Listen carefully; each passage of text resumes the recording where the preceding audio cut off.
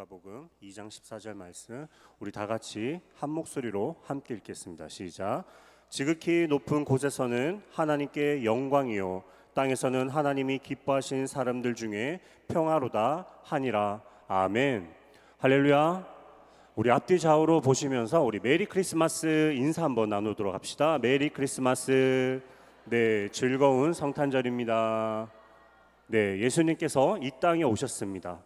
우리를 위해서 놀라운 하나님의 사랑으로 그 귀한 첫 열매로 맺어주신 예수님을 기념하는 날이죠.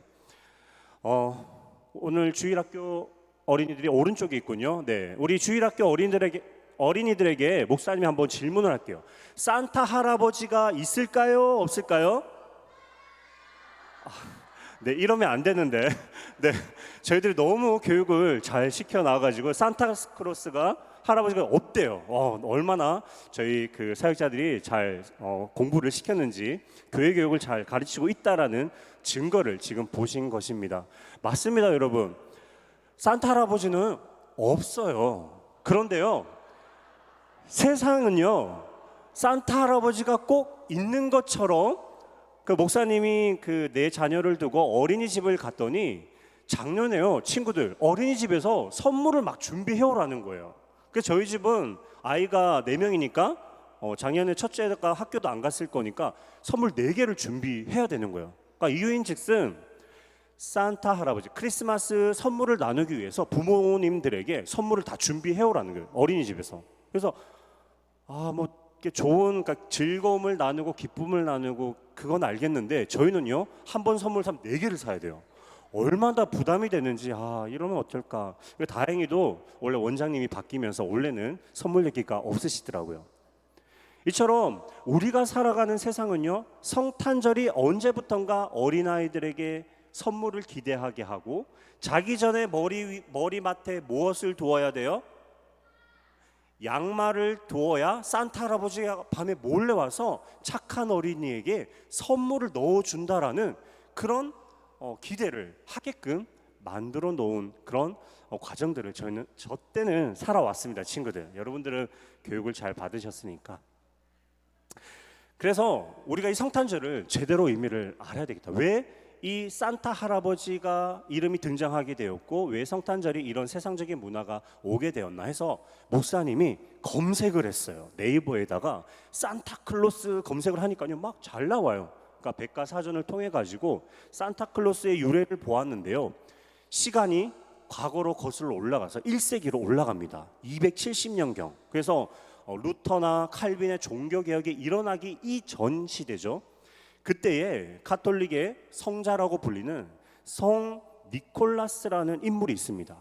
이 인물이 주변에 보니까 너무 어렵게 사는 사람들이 많고요, 더군다나 어린 아이 집에, 어려운 가정에 있는 어린 아이들이 너무 딱한 거예요. 그를 보고 가만히 있지 못하고, 그는 어때요? 성직자잖아요. 하나님 앞에 그는 나중에 대주교까지도 지낸 인물이었는데요, 하나님의 사랑을 실천하면서 그들에게 사랑을 나눈 거예요. 그래서 사람들이 모르게 하기 위해서 어때요? 우리가 잘 알고 있듯이 집이 있으면은 굴뚝으로 올라가서 거기에, 저는 어릴 때 상상했어요.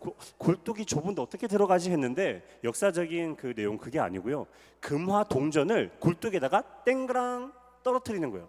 땡그랑 떨어뜨리니까 거기가 그 굴뚝이니까 밑에 뭐가 있어요? 화로가 있겠죠. 그래서 화로가 있고 그 화로 주변에 마침 그 집에 양말을 이렇게 말리려고 널어 놓았는데요, 동전이 땡그랑 들어가면서 양말 속에 쏙 들어간 거예요. 그런데 그 아침에 일어나서 그 금화를 발견한 집에서 와, 이거는 정말 천사가 왔다 갔다, 이런 기쁨을 우리에게 주다니 하면서 그 이웃에게 따뜻한 마음이 전해지고 그 기쁨이 이제 유럽 전역으로 이것이 12세기에 퍼져 나아가면서 아이들에게, 가난한 아이들에게 이렇게 섬김을, 사랑을 베푸는 그런 하나의 전통으로 이렇게 전파되어지기 시작했습니다. 이것이 또 계속해서 진행되어지면서 1822년에 뉴욕 신학자였던 클레멘트 무어가 이 성 니콜라스의 방문이라는 시를 이렇게 쓰게 되는데요, 그 내용에서 12월 24일 크리스마스 이브에 8마리의 술록이 이끄는 썰매를 타고 선물을 주는 요정으로 이 그 성 니콜라스를 묘사를 하게 됩니다. 이 묘사한 것이 지금 오늘날 우리가 알고 있는 산타클로스, 사슴이 이끌고 있는 누돌프가 이끄는 그 썰매를 타고 선물을 주는 산타 할아버지의 이미지가 이때 그려졌다라고 그렇게 역사적인 기록이 남겨져 있습니다. 또한 1863년에 미국의 시사 만화가 토마스 나스트가 이런 현대적인 산타 할아버지, 왜 빨간색일까라는 그 생각도 우리가 들 수가 있는데요. 그런 산타클로스의 그림을 만화가가 그림으로 인해서 형상화되었고, 색깔은 어때요? 우리가 잘 알고 있는 유명한 상표가 있어요. 빨간색 상표, 가장 많이 마시는, 맞아요, 누구죠? 코카콜라? 죄송해요, 목사님이 선물이 준비가 안 되는데 부서에서 선물 꼭 챙겨주세요. 어느 부서죠? 저기서 들렸는데 영유치부. 네, 코카콜라 상표가 빨간색이에요. 그래서 그 빨간색을 이 산타클로스에 이렇게 입히면서 어때요? 오늘날 우리가 있는 산타클로스의 그 모습이 지금까지 이어져 오고 있는 것입니다. 안타까운 것은 이 날을 기뻐하는 날인데요, 우리가 예수님의 탄생을 기뻐해야 될 이 날에 우리는요, 언제부턴가 선물을 주고받고 누구를? 내가 기뻐하고 내 가족이 즐거워하고 우리만 즐기는, 결국 누가 없어요? 하나님이 없고요, 예수님이 없는 그런 시대를 우리는 살아가게 되고 말았습니다. 그래서 지금도 우리는 예배당에 있지만 오늘 이제 크리스마스 이브 날, 그리고 내일 크리스마스 날 교회를 모르고 하나님을 모르는 사람들은요, 어디에 있을지 걱정입니다. 그래서 요즘은 문화가 코로나 이후에 이렇게 많이 문화가 침체되어 있죠. 모임들이 많이 약화되어 있는데요, 크리스마스 이브 날 우리는 보통 모여서 그 주일학교는 막 온라이트도 하고 하잖아요. 왜 그랬을까요? 그러니까 세상의 문화로부터 조금은 우리가 우리의 문화를 지켜가기 위해서 그날만큼은, 그래서 크리스마스 날이 25일이지만 그 유대인들은 하루의 시작을 그 전날 저녁부터 다음날 해지기까지를 하루로 여기기 때문에 크리스마스 이브 저녁부터 크리스마스로 여기면서 축제를 이렇게 하나님 앞에 예배드리며 기쁨을 함께 나눴던 거죠. 그래서 우리는 오늘날에 많은 교회들이 온라이트를 합시다, 크리스마스를 함께 보냅시다라는 그런 문화도 실천하면서 우리가 지내왔었는데요, 우리가 조금만 방심하면 우리가 세상으로부터 정말 잊지 말아야 될 성탄절의 깊은 의미를 우리가 잊어버릴 수 있다는 사실을 꼭 기억하시면서 우리가 이 성탄절의 기쁨이 과연 무엇인가, 우리 친구들과 성도님들에게 물어보겠습니다. 2023년 한 해를 보내면서 나에게 가장 기뻤던 일, 기뻤던 사건이 무엇이 있으십니까? 많죠. 어떤 분은 가정에 아이가 태어났어요. 너무 기쁠 것 같아요. 청년들은요, 정말 기대하고 정말 열심히 준비했던 취업이 되면 기쁠 것 같습니다. 원했던 학교에 합격을 하면 기쁠 것 같아요. 우리 어른들은요, 아픈 부위가 깨끗하게 치유되면 기쁠 것 같아요. 이런 모습 저런 모습으로 우리는 기쁨을 누리고 있습니다. 얼마나 감사한지요. 역사적인 우리나라의 역사적으로 들여다볼 때 우리나라의 가장 큰 기쁨이 무엇일까를 고민을 해봤어요. 그랬더니 저는요, 1945년 몇 월 며칠? 8월 15일. 저는 광복절이 정말 기뻤을 것 같아요. 일본으로부터 나라가 뺏기고 주권이 뺏기면서 노예 아닌 노예 시절을 겪어야 했던 이 민족에게 해방이 선포된 날 8월 15일 광복절, 얼마나 기뻐했을까요? 그런데 이러한 기쁨들은요, 어때요 여러분? 그 기쁨이 계속 이어지나요? 계속 이어지기 위해서 기념일도 삼고 노력을 합니다. 그러나요, 우리가 누리는 기쁨은요, 잠시 잠깐이에요. 아이들이 태어나서 기뻤잖아요. 근데 왜 3살, 4살 되면 아이들과 싸우십니까? 부모님들? 그렇게 기뻐하면서 환영했는데, 새 집을 삽니다. 좋은 새 차를 삽니다. 기쁨이요, 일주일이면 끝나는 것 같아요. 가만 들여다보면요, 내가 누리는 기쁨은요, 잠시 잠깐이에요. 몸이 깨끗하게 치유해서 기쁩니다 하나님 외치지만 그 기쁨이요, 또 점점점 사그라지는 모습을 봅니다. 그래서 우리가 누리고 있는 기쁨은요, 영원하지 않다라는 사실을 우리는 깨닫게 되는 것 같습니다. 그런데 중요한 사실이 있습니다.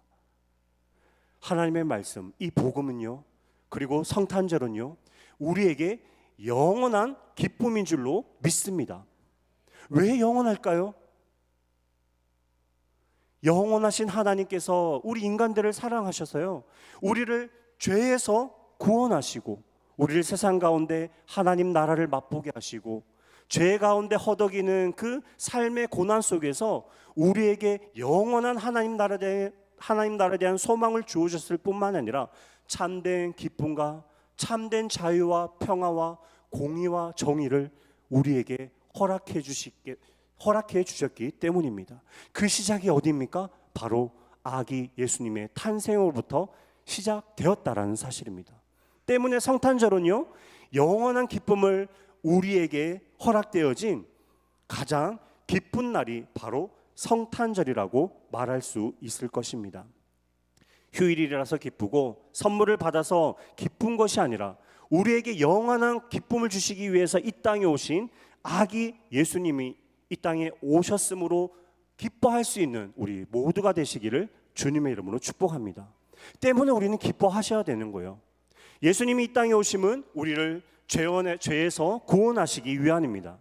예수님이 이 땅에 오심은 우리에게 진정한 자유를 주시기 위함입니다. 예수님이 이 땅에 오시면 우리에게 참된 평화를 주시기 위함입니다. 예수님이 이 땅에 오시면 우리에게 영원한 생명을 주시기 위함입니다. 믿으시면 아멘.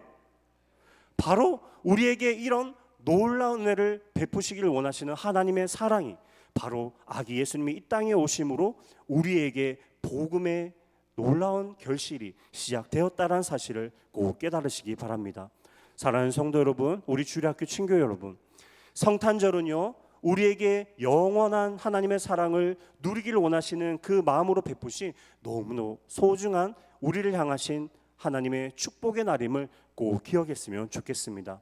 예수님을 믿음으로 참 기쁨을 누리시는 저와 여러분 되시기를 주님의 이름으로 축복합니다. 예수님을 믿음으로 우리의 삶의 고통에서 자유를 누리시기 바랍니다. 아멘.